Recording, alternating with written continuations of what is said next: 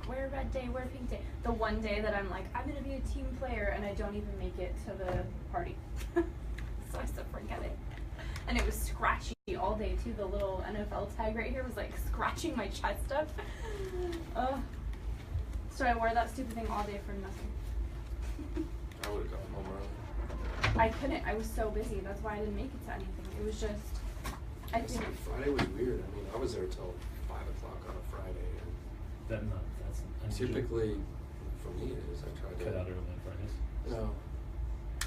Most of my clients, they're not looking to talk to me after about Thursday, Right. let alone Yeah. 2 o'clock on a Friday. They're not going, oh yeah, yay, Josh, it's 4 o'clock. I'm glad you called me and finally asked me all those questions that you're not going to get around to doing anything about it on Monday.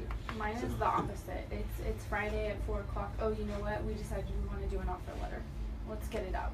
You know, so everything moves right before the weekend, and it was that plus proposals and offer and engagement letters. It was crazy. I was running around like a nut. Crazy. Didn't get food and never made it. Not even in the group picture. No proof that I wore the jersey. We should have breakfast then to go with our coffee. I had a croissant. I don't even think I had lunch that day. I think I just kept chugging right because my plan was to sneak out a little bit early, so just keep working right through lunch, and then at 4:45 I'm texting my wife, still at the office. You're gonna need to pick up Wyatt. Let's put the headphones on and mic up. All right, Jerry, we're miking up. Wow, that's loud.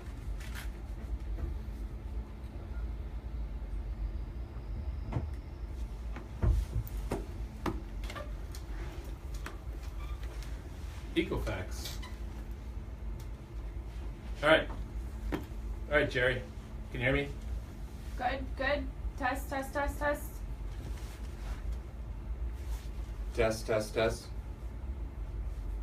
Is that good? All good?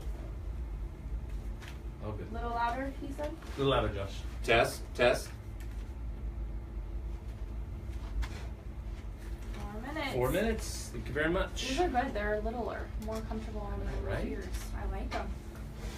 Were they expensive? Okay. It's Amazon. I have like this guilt from my childhood, like, you better enjoy that because they cost a pretty penny. Katie, it doesn't matter what they are because you're worth it. Wow. There we go. Self-worth stuff. He right? speaks for the people. And it's actually not the last thing I bought from Amazon. Oh, okay. It's close. Shoes. Running shoes. I mean, you get dress shoes for like $30. You wear through them, you get another pair of dress shoes for $30. I always end up going to the rack. Just to like try them on. But it's not a bad idea to be. Find one's already looking. Well, that's the thing. I mean, so many retailers are showrooms for Amazon. People walk into a bike store, look at a bike, do whatever. I thought that was on there. And then a lot of people do it right in the store. Buy it on Amazon, turn around and walk out.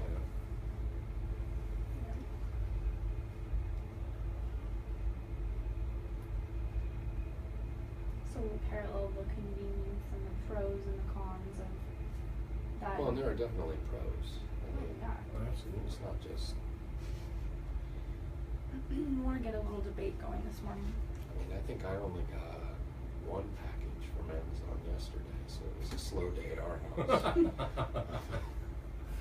We get days or we get multiple. I was supposed to get one, but I have a shipment delay. That 2-day shipping is turned into 6 days, and I'm getting kind of iffed off. Now, about it. supposedly, if you were to contact Amazon, they would get you the equivalent of a free month of Prime if something that is Prime doesn't arrive in the 2 days, but you have to go through the legwork to do it. They don't just give it to you.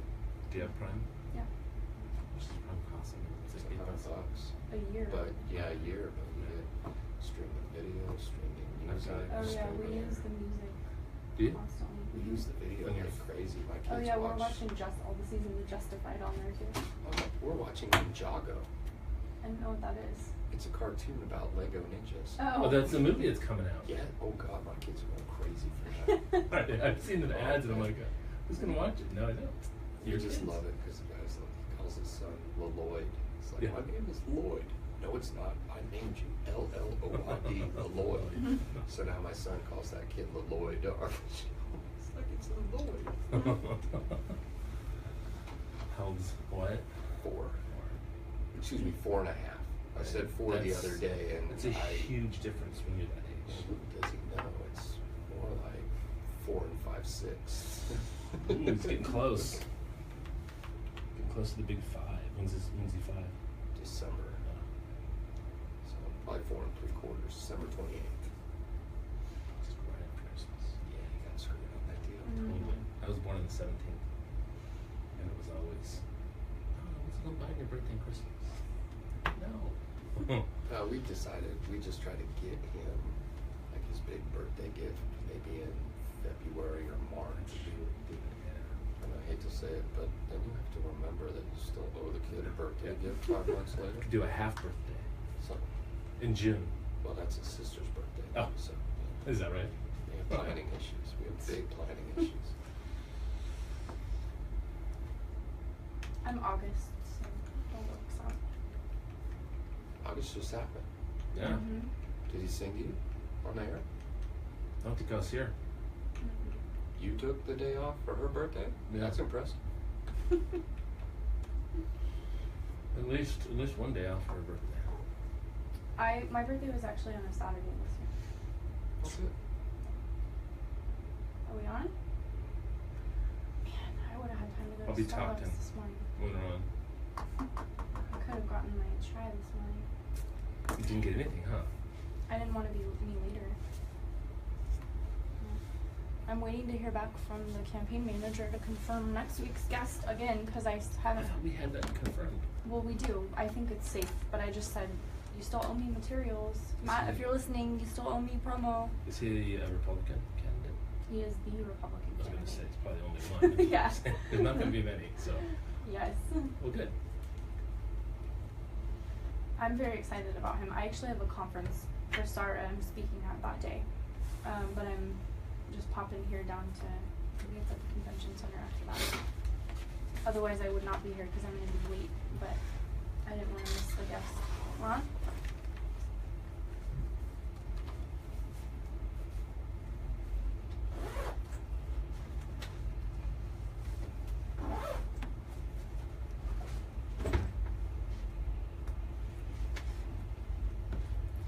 Good morning, everyone, and welcome to Beyond the Numbers on Money 105.5 FM, part of the Wall Street Business Network. I'm one of your co-hosts, Mark Bellows. I'm a tax principal partner with Clifton Larson Allen here in town. Clifton Larson Allen recently merged with Galena, and we're now CLA. I work with manufacturing distribution companies, which is actually right now the AICPA Global Manufacturing Conference is going on in Baltimore, and I was supposed to be there, so I was going to miss today, but when I heard our guest Josh was going to be on, I just couldn't miss it, so. I'm going to the seminar virtually, except I'm not there because I'm here. Good morning. Katie, good morning. Katie McConnell here. Yes. Hiring consulting practice leader with Clifton Larson Allen. Excellent. So doing a lot of movement in the market in the hiring space right now. One of the things they had a couple of economists speak at this conference the last couple of days, and one of the things they continued to talk about was the dearth. Is that the right word? The lack of candidates to fill all the positions needed in manufacturing. Across the spectrum, across the country, there are needs for people that just can't be filled right now. Well, that's a topic for another day. I have my opinions about that, good, bad, and indifferent. But you when you place people, you have lots of, do you have challenges finding the right people? Because there are more I think it's about positions the of hiring people. manager and about being open-minded to how you define what the right fit is. Is it aptitude, is it attitude, or is it prepackaged skills? Because if you don't train them, then they don't have the skills, and that's on the employer. Well, and then one of the speakers was a person from Colorado who they've got an apprenticeship program in place now there. And that's run by the state, so that's a little iffy, right? You go there, but it's an apprenticeship program for those, so not because not everyone needs to necessarily go to college if they can do something else. Sure. And so they're kind of they're pursuing that. So that was kind of an interesting model. So, but again, topic for another day. Topic for another Yes, day. our guest today, Josh All day. Corell with Tri-Counties Bank. Josh, good morning. Good morning, Mark and Katie. Thank you for having me. Good morning. Absolutely, thanks for being on. Sure. So Josh is I'll read your card, Vice President, Commercial Relationship Manager with the downtown branch. But Correct. I think you guys get all over the place. You don't We just do. hang out downtown. We do. Our downtown branch is our newest location. We just opened 801 K Street, June 26th, which was a move from Challenge Way. So we're excited to be downtown. It's a good move for us to be in the heart of the city again. Nice. And so what do you do? What's your role with Tri-Counties? Well, as a commercial relationship manager, we go out and look for banking relationships, particularly on the business side. You talked about manufacturers, that's a big one. Contractors, any closely held business that is looking for a banker versus a bank, that's what we want to do. Help them with their goals, take a look at their financials, and try to help set them up for success as they go down the line. And small businesses mostly, right? Absolutely. So revenue target 5 to. Well, the bank will look at everything. My particular focus is kind of in that $5 to $50 million range. Which is a great segue into our topic this morning, which is, as I said, the corporification of America. Apparently, Mark tells me that's not a word. I've decided it is. I think you just made that, but it's a Therefore, good it word. is. Yeah. Okay. So what does that word mean? What do you mean? So to me, the corporification of America means America being taken over by big business. So small companies being eaten up by larger businesses. And excited to have Josh here today to share his perspective on that, as a banker who works with small businesses, seeing them get gobbled up, or the impact of that, or maybe just why they struggle. Okay, good. And if you want to call in, the number here at the station, 866-576-1055. If you want to join in the discussion with us, with Katie, Josh, and I. It's okay? We'd love to hear your perspective. Yeah. Josh and I were talking the other day about hardware stores, doing all these home improvement projects around the house, and going, gosh, you have to go to one of the two big outlets for your hardware needs because there's no mom and pop hardware shop anymore. No, your other choice might be a Osh, right? Yeah. Osh was there was an Osh in Oak Grove at one point. I don't know if Osh and I think Ace. There was they an Ace, also are all local. and Ace in Rockland, but Ace is gone, or the one that was in Rockland. They're gone. So we're seeing those guys get just evaporate or get gobbled up by the big people. Yeah. So, and what the impact of that is, where do those people go? Those small business owners, do they get into different markets and start businesses again, or do they go to work for corporations? Well, a lot of what I'm seeing right now in the marketplace is you've got, mom and pop business owner, for lack of a better word, that they were ready to retire right before the recession. The recession took away a lot of that equity, postponed their retirement. Now they've rebuilt that equity to a point where they're looking to retire. But the big thing is they don't have anybody in the family that's looking to take over the business. Right. So their exit strategy, unfortunately, is to accept an offer from some of these bigger companies. Yeah. Because, you've got mom or dad that are in their 70s, ready to retire and enjoy life, and the only person out there looking to take over the company is somebody larger out of another state. And unfortunately, I think fortunately or unfortunately, we see that a lot in our business as well, in a CPA firm environment, and constantly coaching our clients. Well, what's your succession plan? Have you thought about bringing in a second tier? Oh no, there's nobody out there who's qualified enough to take over my business, and then they end up selling out to big corporations. Well, and I think that's key. Exactly what you were talking about is planning that succession. So, if you get that offer on your doorstep, maybe you've already got a plan B in place, but if you get that offer and there's nothing in the background, you're kind of stuck, or you're set. Yeah, typically the planning is a couple years out at least, really, to be adequately done. But yeah, every once in a while, I've got a client who just out of the blue was approached, and he's going forward with the sale of his business. Wasn't necessarily planning on doing it right now, but it's a fantastic offer. Well, and a lot bigger of that company doing a roll up. I mean, it fits in with your strategy, and he's going to do well financially.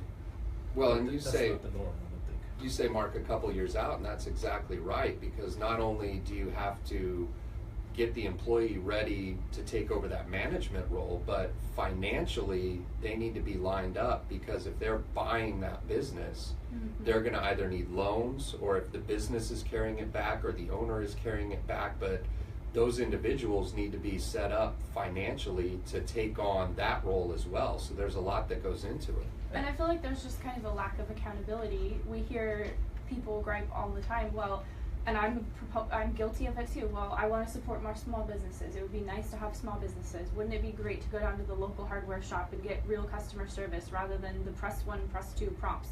And then what do? I sit at home in my pajamas at 9 o'clock at night because I need something, and I go online and I buy it, and it's on my porch tomorrow. Yeah. And I'm not supporting small businesses. Right. You know, or where the same people that are complaining about this are the same ones that are selling out to big business and retiring, like you're talking about. Well, and I think a lot of that is kind of the new household economy. You know, we've got 2-income families now where there's your weekend is what you have for family time. Exactly. And you don't want to spend that time wandering a giant box store. And I think this is good. There's a lot of issues here, I think, and I think it'll be good for us to explore them. We're going to go to a commercial break. When we come back, we'll continue the conversation with Josh Corell. You listen to Beyond the Numbers. All right.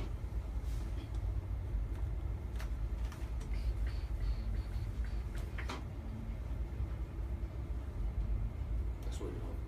What's that? That's good. Yeah, no, it's right. Katie's raring to go. Okay. Katie is raring to go. We have confirmed John Cox again. Okay. I asked him to send a headshot and a bio so we can start Okay. promoting it.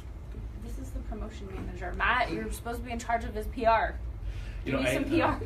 I saw material. something real quick on Twitter this morning that it said Google wants to do away with the mom and pop bodegas and corner stores.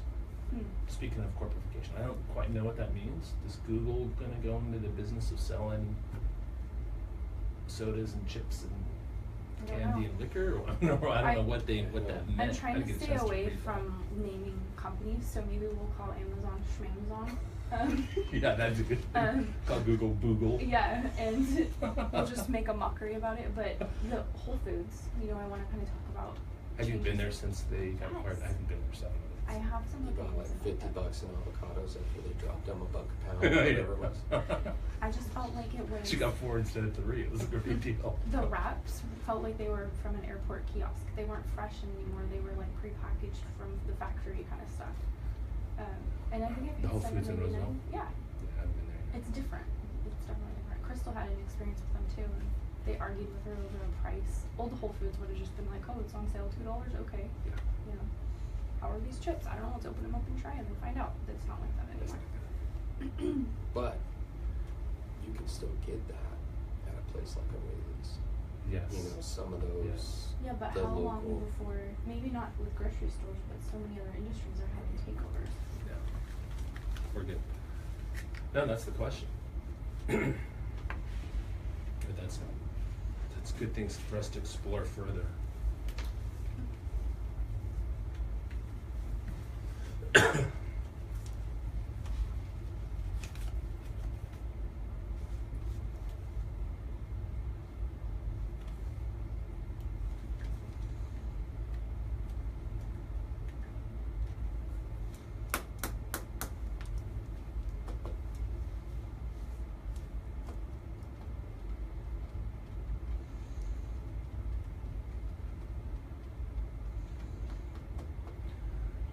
And we're back.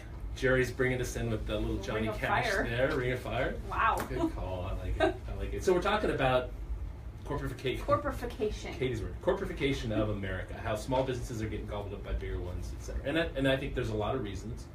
What's that? Sounds dirty, I know.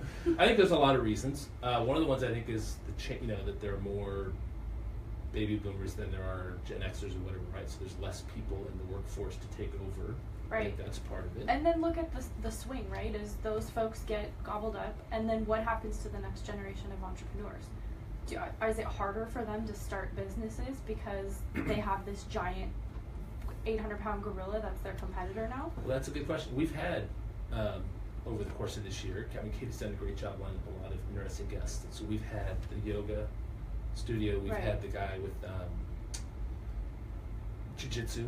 Mm-hmm. I mean, a lot of these smaller type businesses like that, and are those going to get gobbled up by Jiu-Jitsu America that's going to own, a bodega in every city? I don't know about that. Right, yeah. Every What happens with studio. professional services versus more commodities and material goods? Yeah. I don't know. Yeah.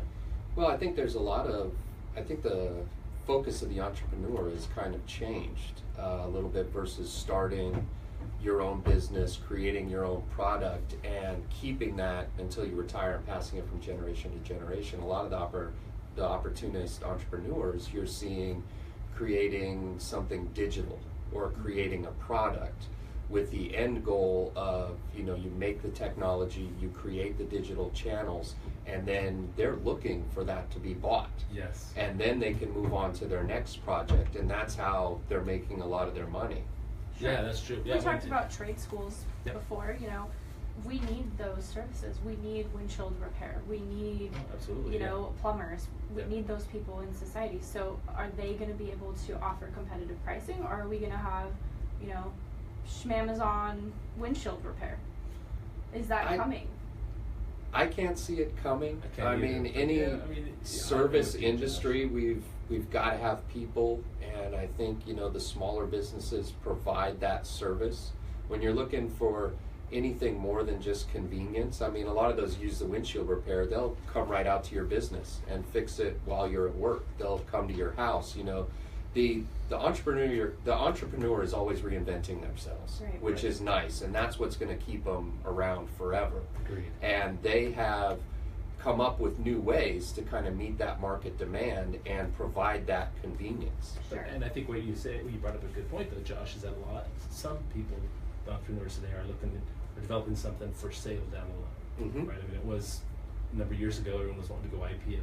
Mhm. And those aren't quite as popular now, but they want to sell off, right? Let me the next big thing that Facebook's going to buy and pay me $1 billion or something. Well, yeah, a lot of big them. app. Let me get the next popular app that I can sell to. Well, that's exactly. You get a young entrepreneur, they make an app, it goes crazy, a video game, something along those lines, and you even see them holding off the big boys. We're not going to sell right now. Yeah. And 5 years later, they get 3 times the price. Yeah. I think that's more of a minority though, instead of, the majority of shops, which are your brick and mortar, your mom and pop restaurant, your car dealership, all these little guys that just don't exist like they used to. Well, in the mom and pop restaurant, that's a good example.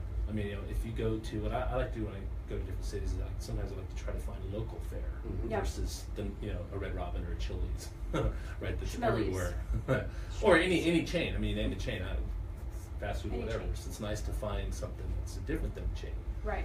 But I think that is a tough business to stay in. We had Randy Sellon on a couple of years ago. We talked a lot about in the show about that, how difficult it is as a restaurateur to make it today, Well, regardless of whether you're a chain or not. Restaurateurs are constantly reinventing themselves. You see a lot of the fine dining restaurateurs kind of moving more towards the fast casual because that's the market they're at, or reinventing the menu.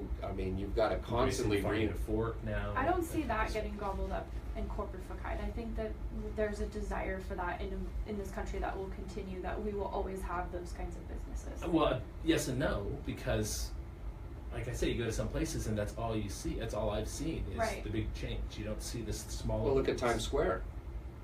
Times Square in New York. You've That's got true. nothing but Logos, chain yeah. restaurants right there. Yeah. Yeah. You can't get that originality. Although But you go then- to Times Square, can't you go to a little pizza place in Well, you can an if alleyway and you take just 2 slice? rights and just follow your nose, you'll find the good stuff. Because the cost is so expensive. Mhm. That's the problem. It's Right, like that they can't afford it. Yeah, they can't afford it. Yeah. And it's, customer service suffers Yep. for the same reason. But then on the other hand, you have the convenience factor, like we talked about. I can go to Target and get everything on my list, Yes. or I can run around to 5 different small stores and hope that they have what I'm looking for. Yeah. Mhm. So what is the natural choice when I've got 2 days a week of free time, the rest of the time is work time? Yeah. Well, and Day and a half. that's the hard part. That's what everybody, both the consumer and the small business owner, are trying to figure out and fight through. I needed a pair or some sheets for my spare bedroom. So I was looking at, local, even chains that are local to the Roseville area. Couldn't really find anything, went online, ordered them. That day they showed up. Somebody in their private car Mhm. showed up to my doorstep, rang the doorbell, and handed me my sheets. The same day I ordered them. Yeah. Yeah. Well, and a lot of That these. convenience. I was like, what in the world? Well, and some of these retailers have even become showrooms for the larger So delivery companies. People will walk in to a bike shop and say, I need this bike, I need that bike, this is what I'm looking for. The salesman will provide great customer service, help them out, show them everything they need, get them all set up, and then right in the store they'll get on their phone and order the exact same bike for $50 cheaper I've done and it. walk out the door. I think we've all said, ooh, I really like this. I wonder if I can find it online. Let me snap a picture of it with my phone and look for it later. And so some of the stores are responding with they'll match the price. Yeah. That's a difficult thing for them to do as well because the overhead's different. If you want to join the conversation, 866-576-1055. I actually saw that Nordstrom has just opened up a location, I don't remember where it was, where they don't have any merchandise. Vegas, they don't have any merchandise. They just have Okay. salespeople in there and they're helping people buy stuff online. So you go into this new Nordstrom in Vegas and there's no merchandise. It's just people helping you buy your stuff online through Nordstrom. That's an interesting concept. I think the small businesses are just going to have to keep up with it, and Yeah. maybe we'll see more of a push to you get customer service from the small business like you don't get from corporate. Yeah. We just did our closet. Instead of going with the big corporation, we went with the small mom and pop person because we can text with the business owner and have a question answered right there, rather than press 1, press 2, go through all these prompts to get some representative that's worked there for 30 days. And so we went with the service, but at the same time, are we compromising scheduling? They're booked 4 weeks out to put in carpet, and you could have a big guy come in and do it the next day. Mhm. Yeah. Yeah, that's the challenge. So it's kind of figuring out, I think, where your values are, and if you want to sort of walk the talk, you have to, make conscious choices to find these people and research Yeah. them. 'Cause they're out there. Well, and there are a lot of people that are willing to do that, but there's also a large segment of the population that they have to be price driven. Sure. To get what they want, they've got to go off of the price. Right. Well, they have to cover costs and try to get profit margin in there. A lot of times that ends up being a price that's too high when you compare to someone else who has a different model. Well, and that's the other tough part. If you look in Sacramento, I mean, in the past, let's see here, 4 or 5 months, we've had 6 manufacturers get bought up, and one materials company bought up, and By big corporations. bigger. Or they're Some doing out in roll-ups. Dallas, some out of Chicago. They're looking at the these. 4 packaging companies, they Yeah. try to roll up into a bigger Okay. one to try to And try this to build is- a Package bigger. it, pun intended. Yeah. Package them all up. They do, Well, and try this to build is that bigger- their way to build a West Coast distribution center. Right. They've already found something that's working. The channels are all there, but now, as far as materials costs go, they have a larger share of the market, so they can buy bulk materials, improve their margins, which means they can either make some more money, or what I think most likely will happen is it will allow them to drive down their price Sure. and take out a lot of these smaller companies that Yeah. they can't afford to cut their price anymore to keep their margins. And then the backlash of that from the talent perspective is here's a bunch of people who are redundancies now from corporate that don't have a job anymore in Yep. Sacramento. And I see that a lot, which is what kills me when I hear people say, oh, there's not enough talent. Well, we have takeovers all the time, so there are a lot of folks floating around that were redundancies that are talent. So what's going on? I think it's the employer more than. Well, maybe people need some retraining. Is that possible? Yeah, I don't have the Do you see answer to that? that Yeah. question, but that's an interesting phenomenon is that there's all these redundancies, then we have extra talent in the workforce, and then what do? They gotta go try to pound the pavement and go find something again. Right. And if they, are looking to just get a job to keep the cash flow coming in, I'm sure you see this, Katie, a lot of them are overqualified for positions they're looking for, and they get passed up. Yep. And they're, more than capable of doing the job. The employer just views it as a stopgap until they find something better. Yeah. Yep. Oh yeah. I'm curious from the banking perspective, we talked about the packaging companies, the buyout. Mm-hmm. I'm sure you can't say whether or not those were customers, but let's assume that they were. They aren't anymore, right? Because you lose the customer when they go corporate. Well, from my perspective, yes. Tri-Counties, we service from Bakersfield to the Oregon border. So if the buyer is outside of that area, we can still service deposit accounts through remote capture and things of that nature. That's not a big one, but some of these guys, they're being bought by equity firms. Yeah. And these equity firms may already have a bank as part of those equity firms, and now their banker is in another state. Right.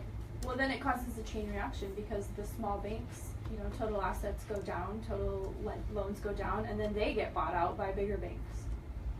Yes, that's happening, but a lot of the bank buyout is more due to just the cost the regulation costs. The smaller banks carry a larger burden on regulation costs, and that's what's leading to a lot of the absorption there. Sure. Well, and then you have, I think, at the same time, you've got other entrepreneurs that are trying to start another business. So they're going to go to Tri-Counties and meet with Josh and try to get some money to Mhm. fund their Right, latest but they startup. don't have the capital of a 20-year mature business. Of course That's not, yeah. Well, and that's the At that hard part stage. with an industry like manufacturing and, you know, some of the other, if the cost of entry is too high, Barrier to entry. you're not gonna get, you know, little guys starting a brand new business. They'll start a product, but they're not gonna start a whole new business. Or they never open up a store because they just find an online retailer Mhm. and they plug it right in there and, you know, become a part of it. Mhm. So to me, I think it's a lesson in, you know, if you can't beat them, join them. Like we talk about with the millennials and all this upstream swimming that we do.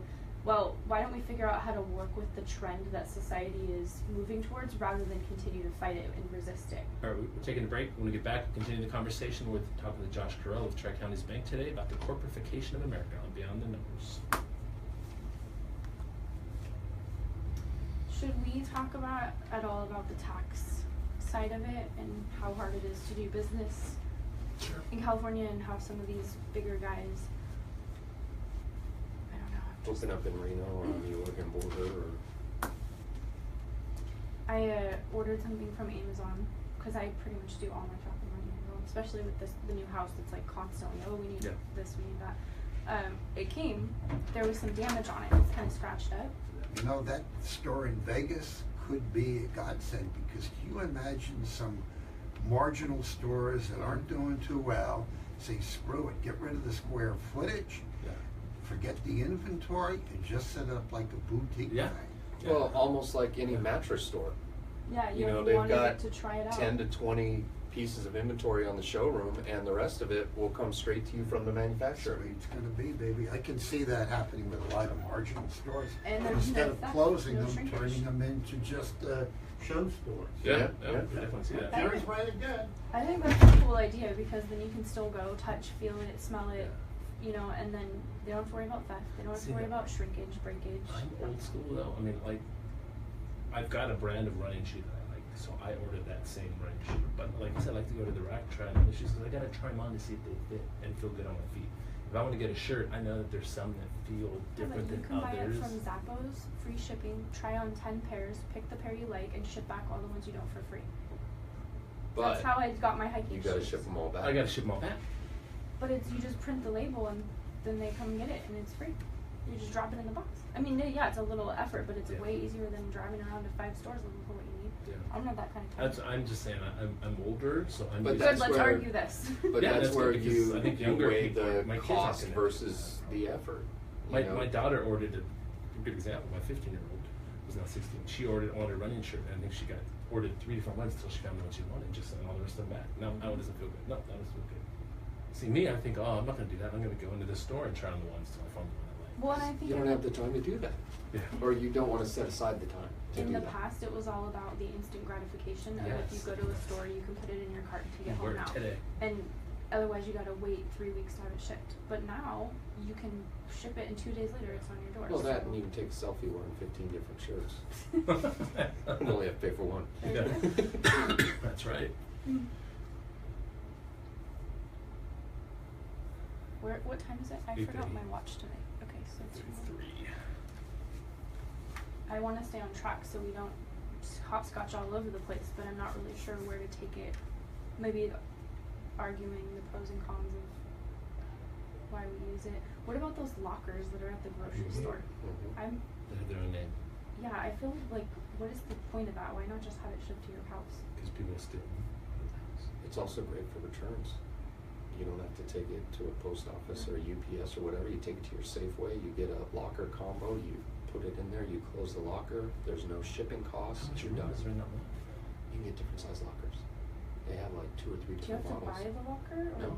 You go to the little kiosk, say, I'm returning this, or you scan your tag or whatever it is, and they give you a code, or one of them And pops they open. know which size your package is. Okay. How do they know? That's the thing. I So wonder. maybe we talk about how this is limiting human interaction.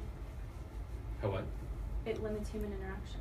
Even at a bank, you can just go to an ATM now and it'll do everything for you. I don't even go deposit checks anymore. I just take a picture of them on my phone, So we don't have human interaction anymore like we used to because of, and small businesses don't have the means to do stuff like that. Are we on? Oh. It's your commercial. And I personally don't really like it. Oh, my story about the Amazon thing. So it comes, it's scuffed up. You keep stepping on me. Sorry. And You're taking all the foot space. I call and tell them, it's damaged. I don't really want to deal with sending it back, but maybe you could give me like a little bit of a discount or whatever. They just said, oh, don't worry about returning it. We'll just give it to you for free. I've had that before too. A small business can't do that. Yeah.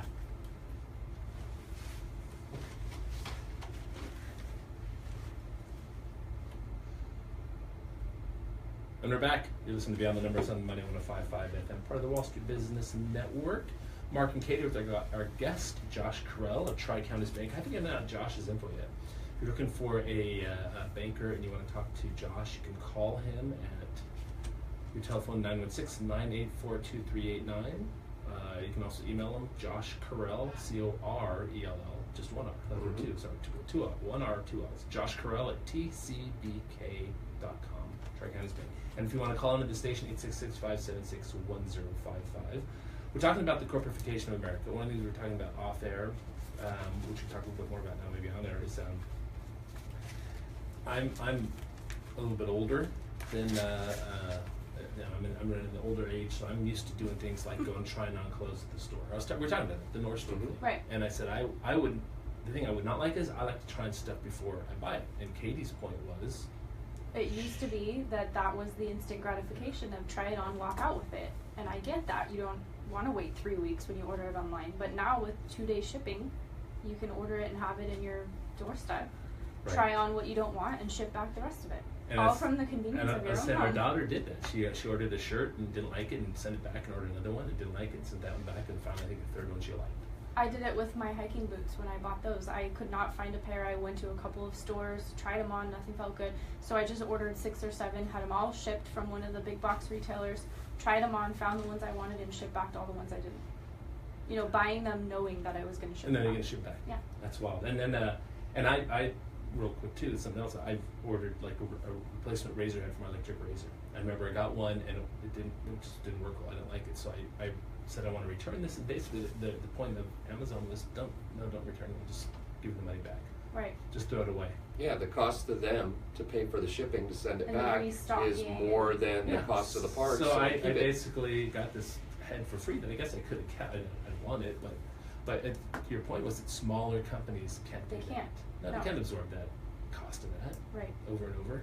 So Well, and I puts them at find a it- competitive disadvantage, of course. I Right? find it interesting, Mark, with the story about your daughter and how we don't want, to wait 2 weeks to get something. But if she's ordering shirts one at a time and sending them back, but it's 2 days, essentially that could be 2 weeks before she gets the right shirt she wants. Yeah. Right. It's the same amount of time. But her mindset, being a 16-year-old, is not the same as mine as the 52-year-old. Her mindset is not go to the store and try on this stuff. Her mindset is I can order it. If it doesn't fit well, if I don't like the way it feels, I'll get another one. Right. Order another one. So Right. it's just different. It's just the change in the way I think we do things nowadays, for sure. So how do small business owners compete with that? Yeah. I mean, that's the question. It's a How do challenge. they do that? And the boutique Nordstrom in Vegas is a very interesting concept in regards to that. Sure. Creating a showroom, almost like a lot of the, mattress stores. They got For me, as a Gen X millennial customer, to me it's the customer service angle of I want to be able to talk to a person, and a small business can afford that for me. I don't have to do it automated. But the younger millennials and now the Gen Z, is it Gen Z? Yeah, the Gen Zers, they're used to not talking to a person. Yes. Yeah, So different. I think small businesses are going to run up against younger folks that just say, well, I don't care about that. I deposit my checks on my phone. I order things on the internet. I do everything automated. I don't need a human. In fact, I don't even want one. And so then what is their competitive advantage?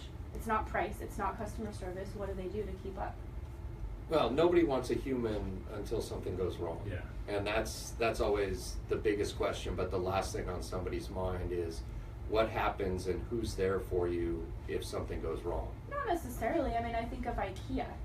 I want a console table. I don't want to walk through the rat race looking at everything, trying to find it on my own, or heaven forbid, trying to navigate their website. I just want somebody to walk up to me and say, hey, what are you looking for? Oh yeah, they're right over here, let me show you. But IKEA's got so much merchandise, right? Yeah, I just want Swedish so meatballs. Much merchandise that it's hard for, you can't have a small business have that much merchandise. Right. They just Well, can't. they're another example. I mean, they're kind of the middle of the roader because they're not popping up all over the place, Right. Like a Target or. They have such a big footprint, it's hard for them to do that. I think it's interesting, in the early 2000s, in the time of Enron, I think one of the lessons we learned from Enron was diversification outside of your industry specialty is potentially toxic for your business. Yes. Here's an oil and gas company that's trying to sell energy futures and trying to put in water pipes, and you go, okay, stick to what you're good at. And now we have the Amazon of the world that's in video streaming and music and retail, and they started as a bookstore, and now, they're in grocery stores. Yeah.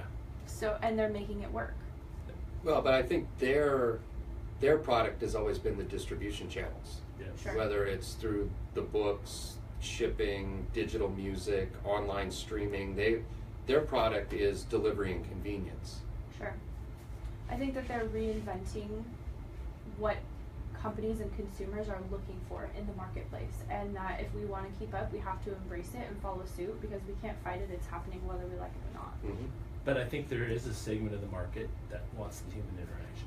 I think there's a segment of the market that wants the customer service, and so there will be customers for businesses that provide that. But will But there it's be a enough? small. I know that's a small. Will there be thing. enough? Yeah. 15 years from now, will there be enough to sustain it? Well, and Katie, you talk about, how do we keep up with Amazon? Do we join them? There are a lot of retailers that have decided to join them and found out in order to be with some of these larger competitors, they've got to mark their products down so far that while their revenues go through the roof, nothing trickles down to the bottom line. It may even be detrimental to their business. Mm-hmm. And then if they choose to back out of that Amazon relationship, say from a banking standpoint, we have different covenants in the loan, as far as profitability, current ratios, things like that. Now half their revenue goes away, and now their bank is asking questions, Right. What's going on, where do you see yourself? So there's kind of a downfall to that as well. Yeah, it's a challenge. I think it's definitely a challenge. We're talking to Josh Corell with Tri-Counties Bank here on Beyond the Numbers today. The number here in the station or studio is 866-576-1055 if you want to join the conversation about the corporification of America. I really thought one of our listeners would have an opinion on this. I know. I like to go to a certain coffee chain. Sure. And Schmarbucks. yeah, and when I go to other cities, again, traveling or whatever, I always look for one. And Right. on the road, because I like the consistency of the taste of what the drink, a particular drink I like the consistency. I go to other either chains or smaller mom and pop coffee shops, Right. and the taste is not the same. So for someone like me, I'm willing to, even though I know I'm paying money that's going to some big corporation, in my mind I was thinking, well, at least the person that's working there is a local employee, and so the money's going in their pocket into a local person. That's one way to justify bad decisions. But that's true. It is a justification because Of I'm not course. supporting the mom and pop coffee shop. But I am. Well, that one blows me away too, because you see, okay, there's one of those unnamed coffee shops in the Target, and then across the street there's a standalone, Yeah. and then at the Barnes and Noble right around the corner there's another one, Yeah. and they're all busy, and you just go, gosh, how do they do it? And then you've got John and Joe's Cup of Joe down the street, they're not busy and they can't stay afloat. Yeah. Well, and the other interesting thing is, for a while there was a mindset, using a coffee shop as an example, is I want to give my money to local businesses, so I'm going to start going to the local coffee Right. shop. And what came about from that is an app.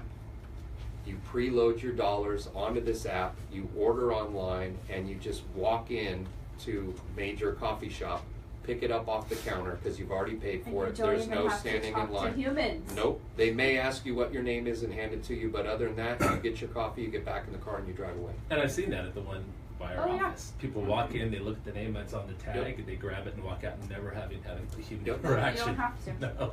I've tested this. You can actually go through an entire day and not have any interaction with other human beings and still order your lunch at a kiosk and get it, or online, get your coffee, go to the grocery store, you never have to talk to anyone. You go through self-checkout, you don't even talk to Yeah. people. Yeah. It's amazing. sad. It's great for recluses, but if you like Yeah. a little interaction, it's sad. Yeah, But it is, it is what we're moving towards. It's just the way of the future and the way of now. So you guys, Josh, work with small businesses. You Mhm. mentioned the 5 to 50 million, your sweet spot. So maybe you could tell us: have you seen an uptick in people starting businesses in the last couple of years? Have you seen a downturn, or is it no trend to speak of? I mean, there's a definite uptick in people creating service-oriented businesses. Service-oriented, You talk okay. about, kind of using the yoga studio as an example, or creating kind of a niche product. We've seen a lot of the difference, the gutter companies, for example, with, what they're doing to keep the leaves out of your Yeah. gutter, Oh, yeah. things like that. But that's one specific product that they're selling. But there's a lot of that coming around, but nothing kind of in the big sectors. There's not a whole lot of new contractors coming online. There's no new manufacturers, things of that nature. Retailers, again, it kind of depends on the product. Well, we're going to take a break. You're listening to Beyond the Numbers on Money 105.5 FM. We're talking with Josh Corell here about the corporatification of America. Mark and Katie will be right back.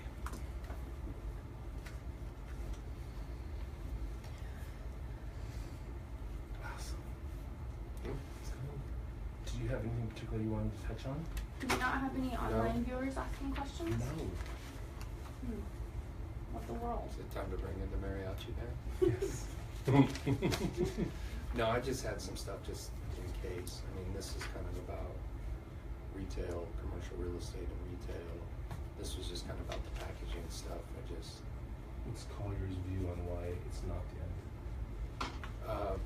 Because retail rents are still kind of staying the same. They're not seeing a whole lot of vacancies. But the part that worries me is as retailers struggle, you're not going to see the vacancies. You're going to see landlords giving them a rental discount to stay in there. Yeah, And now so the that cash might flow be of the a whole property different- is not as big of a driving force, which is going to, hurt values. Investors are going to look at that a little bit differently. And Ooh, talk about that. Okay. And then maybe parting thoughts. Yeah. Party thoughts? Parting thoughts? And party thoughts, but I'll admit it, I'm gonna keep buying things on. We'll be at the online. Starbucks Oh. ordering through Amazon after that if you want to see us. Yeah, I'm gonna exactly. go there on my way back to the office. Cause it's convenient, cause I know where to find it. Yeah. It's fully automated. I get my points. Yeah. Stars. Yeah. you know? Yes, you could use it for future purchases. Oh, And yeah. maybe that's something too, is for entrepreneurs to start talking about rewards programs. They have Even those. local coffee shops that have punch cards. Well, Yes. there are companies that have come out. I don't know if it's through Square or Peg or People things might along see that, those yeah, lines. yeah.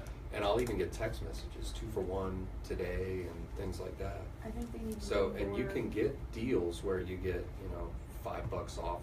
Once you get enough Yeah. dollars, you can get $5 off. So they're trying to compete. Yes. They need to do more loyalty programs as well. And technology let people know stuff. Mhm. So texting or apps or something, some way that they let people know. That's I get a crazy for the Redbox small text like business. once a week or once a day almost. Hey, come get a new movie today. The guy that did the closet, the guy that did our blinds is not gonna have the means to push out a text to everyone and that's one of those things too, once you have blinds, you don't really need them again. And we're back. You're listening to Beyond the Numbers. Welcome back. We're here in the final segment here, talking with Josh Corell of Tri-Counties Bank. If you want to get hold of Josh, Josh Corell, 1R2Ls, Josh Corell at tcbk.com. Mark and Kate here. If you want to call on the station, 866-576-1055. We are talking about the corporatification of America. One of the things we're talking about is loyalty programs. Right. And could that drive more business to smaller businesses? I think it could. Because the bigger businesses, some have the loyalty programs and people use them. Right. Well, I'm seeing a lot of that with some of the smaller businesses where not only is it a loyalty program, not just for one business, but any business that uses, whether it's Square or Peg, I don't know who's rolling it out, but as you accrue dollars, they'll send you a text saying next time you come in, you get $3 off your next purchase. And so that's another thing that a small business could do is adapt to the Mhm. technology that's out there and use it in ways that drives business to your location and continues customers. Right.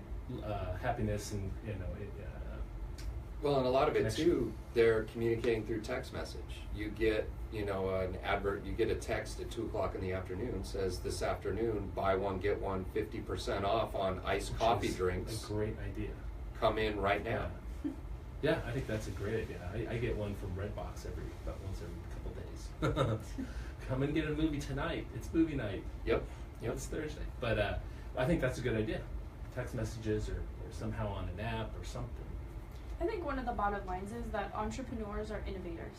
And it's Yes. always been that way, and it Always always, been. will be. Yes. And they have to keep innovating to stay up with these trends unless they want to stop being entrepreneurs and start being middle management at these big companies. Well, and And they don't. they'll never do that. That's No. not their mindset. Right. So Exactly, yeah. it's the adaptation is what's going to continue to keep everything moving, keep everything from going totally corporification. Corporified. Corporified. Right. Corporified. Keep them from There's a lot of corporate. T's and F's in There's a there. lot of extra F's in Keep there. them from corporatificating. There you go. Yeah. That's the plural. Okay. Yeah, I think that's right, though. I think that's exactly what what we've continued to see, and so it'll be interesting to see. And in certain industries, I think are more so than others, right? I mean, manufacturing, you mentioned, you've got a high entry cost, Right, and low margins. low margins, Mhm. service, and in California, we're talking about it's probably going to lower margin than some other states, and so you may not see as much here as you see in Nevada. Well, our or firm is a Oregon. product of Absolutely. becoming we're now $1 billion firm. Yeah. We yeah. were $55 million before that. Yeah. So we're a product of Yeah, that and too. services companies, you're seeing Mhm. it here and there for various reasons. I think in our case, part of it was secession and the future of the business and growing and that type of stuff. And there's lots of things that a bigger business could offer than a small one could. Nobody's immune because it's, it has its benefits from a tax perspective, from a convenience perspective, Yeah. from a security and monetary perspective. Yeah. Seems the pros outweigh the cons. Mm-hmm. Quite often they do. I think, in my mind, the con sometimes, and not in our case, but I think with some of these things that you mentioned, is customer service. I mean, Absolutely. if I've gone to the orange or the blue big box place looking for a screw or a sprinkler fitting, Mm-hmm. it's difficult to find exactly what I'm looking for. I'm looking through all the boxes and bins trying to find the right thing. Whereas when I went to the one that was local in Rockland that it's closed, I could talk to a person and they'd walk and show me the thing. The problem was at that place it was 30% higher. Yep. So I don't want to buy it there. And the Yeah, big is it guys, worth it? Yeah.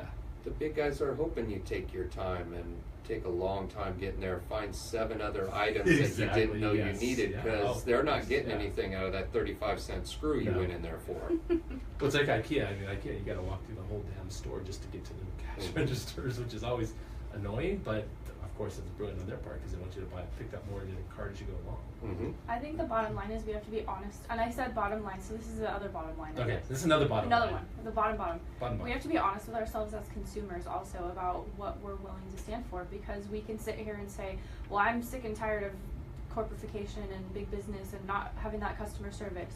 But are you willing to compromise Yeah. 30 cents more on the dollar? Yep. Nope. Mm-hmm. Yeah, that's the thing. You're not. Yeah. Are you gonna sit there at the office and order your shoes like I did? My running shoes there in 2 days, or am I gonna take the time at lunch or at night to go drive to the store to see if they have my size and this fit I want? Missed out on that. Oh, that one doesn't have. It'll go to another store. I gotta do it tomorrow, I gotta do it the next day, and Yeah, then I'm gonna forget pay a that. little bit more for the service. Is it worth the compromise? Yeah. Are you actually practicing what you preach? Because I'm not. Yeah. I'll keep buying stuff online in my pajamas. Yeah. I will too, not in my pajamas, but I'll continue to buy stuff online. Katie's got some headphones that I bought online Yeah. earlier or late last week, so you could have them for this week's show. So, good example. Well, you can't go in and try on headphones anyway, so. Yeah, it's a different story. All right, so Josh, parting thoughts. Speaking of bottom lines, Well, I think parting we've thoughts got a is, couple minutes. Yeah, we've got a couple minutes. yeah, we've entered a very interesting time in the economy, and I think we're going to see a lot of innovation coming about and a lot of people changing the way they do business. I don't think mom and pop business owners are going anywhere. I think we're going to see them adapt and change how they do it to kind of keep up with the larger, bigger box stores. Yeah. I agree, yeah, and I think we've seen some of that, and we'll Mhm. continue to see it. And none of us knows what that's going to look like in 5 years. Right. Because it looks so different than it did 5 years ago, Mhm. right? So, So next week, You know Well, who we got have? a couple minutes, so I do. Let's have a teaser. Oh. It'll be a very interesting candidate next week. I'm super excited Yeah, about yeah. next week's guest. But Josh, you had a one article there about retail. You want to talk about that for a little bit, because that's a good point. Well, it's just, you know, we talk about retail and people keeping up and some of the smaller businesses going out and how that will affect other industries. For example, the real estate market. Mm-hmm. Right now, vacancies are still very, very low. There are retail shops everywhere.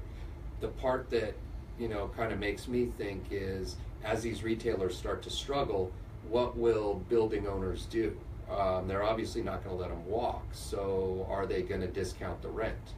And now the building's full, but there's less cash flow, which is going to affect their rate of return as an investor, and it's also going to affect the value of that property. So that's kind of something I'm keeping my eye on right now. And then how do other industries, you know, take a look at that? From a bank perspective, are we looking at a lower loan to value or a higher debt service coverage ratio to keep some wiggle room in there if these rent concessions do come about, to try to keep the spot full versus, you know, the struggling retailer just going away altogether? And I think nobody will deny right now that we are in a bit of an inflated economy when it comes to what prices look like across the automotive industry, the real estate industry. Yeah. Oh yeah, Josh and I before the show were talking about just again housing prices and how high they are, and it's not the same phenomenon that we saw a number of years ago in terms of, it seemed to be of all these loans that are There's not sustainable. So many creative mortgages and ARM loans and things like that. People are getting 30-year fixed rate mortgages, but because there's no inventory, home prices are going crazy again. Yeah. So yeah, we continue to see the economy with this bump in these prices, and I think the retail, commercial real estate will be interesting to see how that goes along the line, because you are getting some vacancies in some places, but overall vacancy is still really low. Mm-hmm. It's lower than it's been since before the downturn. Yeah, and my thought is we're probably going to have a cash flow issue before we have a vacancy issue in a lot of these buildings. Yeah. And I think a lot of those, you know, I know that Roseville and Rockland in late 06, 07, 08 were like 30% vacancy, and now it's down in the teens. Mm-hmm. All that space has not been taken up by big corporations. It's been taken up by small business. Yeah. Small business that, whether or not that small business is still in business or not, 10 years later, in a lot of cases it's not the case. Well, and Roseville's an interesting concept because a lot of these retailers that have maintained their success have actually pulled out of shopping malls and created their own standalone stores, which has really kind of helped them and propel a lot of their revenue, but now people aren't going to malls as much. Yeah, it's a different phenomenon. Mm-hmm. Maybe the malls will start putting in casinos or something to try to draw people in. Perhaps. We'll have that to look forward to. Well, Josh, thanks for being on the show. Oh, my Again, pleasure. If you want to get a hold of Josh, why don't you give him your number and email again? Well, probably best number would be my cell phone, Okay. 916-216-9533, or you can reach me by email, Josh Corell, JoshCorell, @tcbk.com. Thanks. I didn't want to give out your mobile number, wasn't sure, but it is on your It's card. on the card. So, It's on the card. It's a given. It's It's good all as right. being on the internet. That's right, yeah. So Josh is a banker with Tri-Counties Bank. We'd be happy to talk to you about your small and mid-sized business. Next week, our guest, Katie. John Cox, Republican candidate for governor of California. The Republican candidate for governor of California. We'll be on the show next week to tell us what... We're talking homelessness in Sacramento. Next week? Good. Next week. Join the conversation. We'll be here on Beyond the Numbers next week. Take care. Does this go with How the they work? headphone or? Keep it. Okay. Yeah, Don't good. ever lose it. Because they don't have any spare ones here. Put me on the spot. I don't know my office like my heart. Sorry. Because I don't give it out that I way. know, right? Even when I'm leaving somebody a message, I like look at my phone. I can be reached at I know. 916. I have to do that too. 'Cause my cell phone is 708 and my office line is 784. So I sometimes give out the wrong number and just